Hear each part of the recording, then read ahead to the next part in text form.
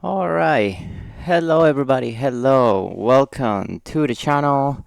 This is Rocky Mike, coach of the Virginia Victinis, and today we are here for our week 2 battle for the TGR singles. This is going to be a little bit of a different battle, I guess, or different video. This is going to be a post-com um, because for some reason I don't remember why my opponent couldn't play this game on Wi-Fi, so we decided to do the game on Showdown, and I couldn't record at the time Showdown for some reason. So, anyways, I'm gonna do a little bit of postcom. I wanted to just pause the replay this on the, or I did pause the replay of this on the I guess league channel, but for some reason replays don't work. That you had to do some sort of voodoo magic for them to work, whatever. Anyways, I figured it would be a good opportunity to just talk about the game because, to be honest, I was very happy. I was very proud about some of the prep that I did for this game. I thought it was very ingenious and whatnot. So I guess I'll just show you. If you don't know already, my whole roster is on the left. Since I didn't show the whole thing last week during the week battle. But yeah, that's what I drafted. I really like the team. It's not the best team in the league, obviously, but I really like it. This week we are facing Rom and his middle village Pidove, I believe is the name of their team, or how I like to call them, the most Sun team that has ever Sun, because they decided to draft hard freaking Sun and everything for it. As you can see, their first draft pick was the freaking Gouging Fire, which upset me because I wanted to draft that thing, but that's fine. I do think that it is one of the most broken Pokemon in draft in general. Then they drafted the Torkoal and the Walking Wake to pair with that. Um, I did draft Walking Wake Sun in my most recent SDA run, if you didn't see that, and I completely wrecked the entire league. Walking Wake in Sun is Dracovish levels of broken, in my opinion. So yeah, that's fun. Um, and of course, they went and drafted the third dragon to pair, to get the trio, which I thought was pretty cool because, it's always very cool when a team drafts all the members of a certain tree or family or whatever. To pair with their three dragons, they drafted three freaking fairies and the Screamtail that works very well in Soul because of photosynthesis, obviously.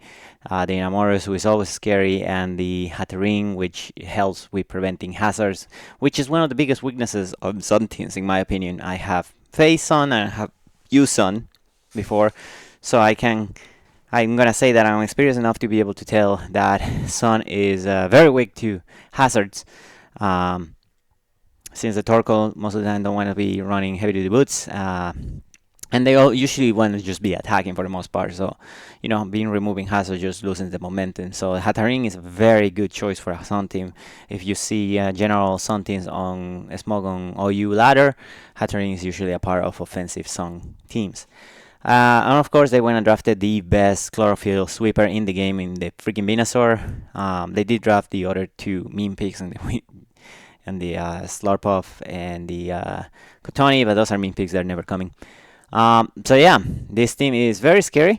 I believe they were ranked above the best teams or one of the top 3 teams by all the power rankers during the power rankings after the draft. I don't agree with that personally. I can understand, however, how a Sun team, especially a Sun team that is so much Sun like this, it can be very scary because, from a prep perspective, it's just like, oh my god, how do I not get overwhelmed by so much offense? There are ways. For me, it's a little bit less worrisome because, like I said, I have faced Sun teams many times by now on Gen 9. I even faced a Sun team on finals once, and I beat them with a Terra Frostmoth. So there are ways to beat Sun. But the main way to beat Sun, in my opinion, is, or one of the most important parts to at least start beating a Sun team, is hazards. And I'm saying this as my SDA season is finished because I don't, I didn't want to tell this to my opponents during SDA. But anyway, like I said, my team is on the left. I did come up with a strategy to try to beat this team. And I was very happy about the strategies that I rebrought. Some things worked, some things didn't. So I'm gonna go ahead and show you the game, and I guess I'll talk about the plays as they're happening to to again try to explain what is it that we're bringing, what's the logic behind the things and whatnot. You can see the six that they brought is they just brought the three dragons, which benefit from the sun that Torkoal is bringing, of course. And then they bring the two fairies, Enamours because it's a scary fairy sweeper, and then the Hatarim because, you know, it's a good defensive wall, prevents hazards, and also just it just does things, right? Anyways, I'm thinking that they're gonna lead either with the Torkoal to start immediately setting up Song and allow their three dragons to start doing work, or the Hatarin to prevent hazards, maybe cripple my team. I don't know, things like that. Either way, I do have a dedicated lead for this game, no matter what they brought, and I decided to go ahead and lead with it. So we're gonna go ahead and see what we're going. They leave the Hatarin, that's perfect because my dedicated lead is Orgupon playing. Not because I can kill it, because this thing could be defensive. It's mostly because, well, number one, we're gonna taunt it to prevent it from doing shenanigans like Calm Mind, which does work for me. And we're Moral Breaker, so we're just gonna spike you, buddy. Unfortunately, they do show me the side shock that two-shots me, but I figure, hey, if I knock this off, I remove the life orb, and they can no longer two-shot me with that side shock. But they decide to try to call my switch into maybe Garchomp or something, or maybe Sableye or something, and they just go for the Draining Kiss, which is not very effective as an Orb of Fire. As I just decide, you know what, I'm fine. I'm just gonna set up another um, a spike on you. And at this point, they're trying to start setting up Calm Minds because they figure I wasn't gonna turn. I just go for the Ivy Cudgels. I can weaken you up enough to something else can finish you off. Why didn't I go for the grass move that could kill it? Because it's stronger? I do not know. Don't ask me.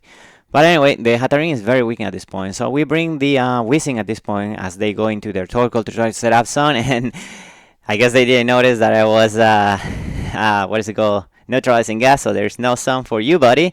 And on top of that, they had to take a freaking sludge bomb to do massive damage to their Torkoal. So this is looking great for us. They are starting to lose damage. Padma commenting there, because they thought that they brought the wrong ability in the Torkoal. No. We don't care about your ability.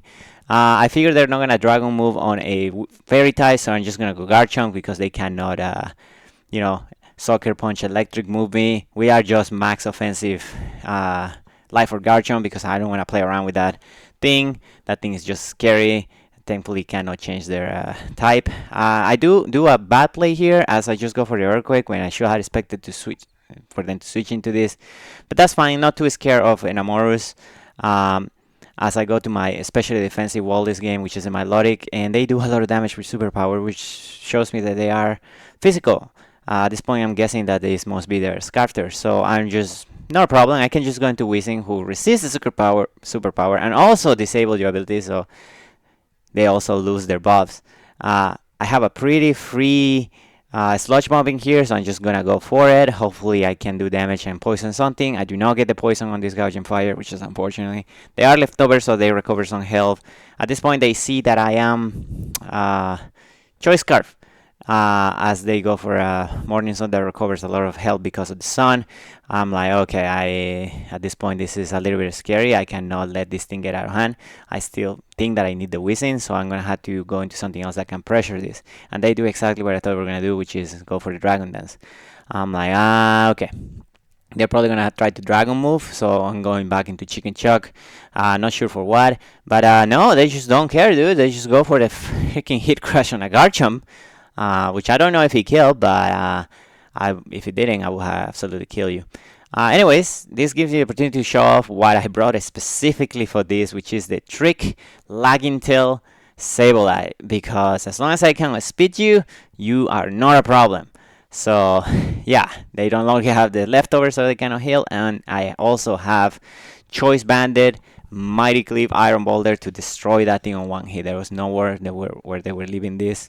As they go into Torkoal, maybe they were trying to sacrifice it, but it's not enough with the spike damage, so they're still alive. They're gonna try to just Yan to try to put something to sleep on my team, as as they can, so they can go into Walking Wake and just destroy my team with boosted attacks on the sun. I'm not dumb, so I'm not going to kill you. At least not until your song is gone, because once the song is gone, there's no more song for you, and that is fantastic to deal with the Walking Wake. So at this point, I'm just gonna go back and forth between the Garchomp and the Milotic. They're just gonna keep trying to go for the Yans, to try to catch me on a bad play. As long as I don't misplay, I think I'm good.